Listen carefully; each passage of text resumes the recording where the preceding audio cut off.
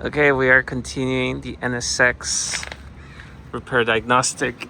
Right now we are tracing the wires for that code 44, and this is for the oxygen sensor. So notice that the connector harness is good. However, I did notice that the exhaust was upgraded here. Really cool parts, but I can see the oxygen sensor must have been taken apart. You can see the zip tie there.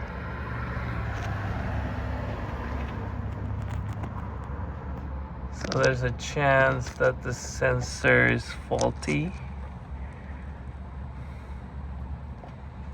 The only way to really know is we have to do more electrical testing.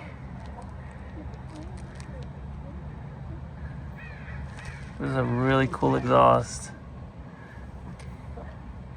So yeah, next step is probably test the auto sensor, and most of the chance, because this is a 1992 vehicle, the chance of an auto sensor being bad is kind of high. So we just replace it with another one, and that usually fixes the problem.